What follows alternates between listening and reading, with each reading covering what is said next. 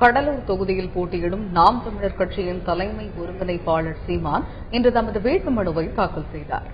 கடலூர் சட்டப்பேரவை தொகுதியில் நாம் தமிழர் கட்சி சார்பில் அதன் தலைமை ஒருங்கிணைப்பாளர் சீமான் போட்டியிடுகிறார். இதையொட்டி அவர் இன்று தமது வேட்புமனுவை தாக்கல் செய்தார். கடலூர் கோட்டாட்சியர் அலுவலகத்தில் தேர்தல் அலுவலர் உமா மகேஸ்வரியிடம் சீமான் தனது வேட்புமனுவை தாக்கல் செய்தார்.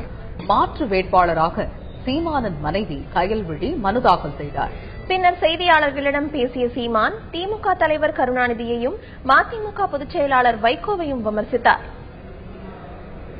இதே தொகுதியில ஐயா கலைஞர் பரப்புரை செய்யும் போது திராவிடர்களுக்கு உள்ளதான் தமிழர் இருக்கிறாங்க, அங்க தமிழனுக்குள்ளதான் எல்லாரும் இருக்கான். இங்கே திராவிடர் தான் அப்படின்னா ஐயா தமிழின தலைவர்னு போட்டுக்க வேண்டியது இல்லையே, திராவிட தலைவர்னு போட்டிருக்கலாம்ல. நாடு தமிழ்நாடுன்னு என் பேர் வைக்கணும், இவங்கெல்லாம் சேர்ந்து திராவிட நாடுன்னு வச்சிருக்கலாமே. தமிழுக்குள்ளதான் எல்லா மொழியும் இருக்குது. இன்னைக்கு எங்களுடைய மொழியின் வேறு இல்லாம உயிர் சொல் இல்லாம உலகத்துல எந்த மொழியும் இல்லை. அது அவருடைய சொந்த விருப்பம்.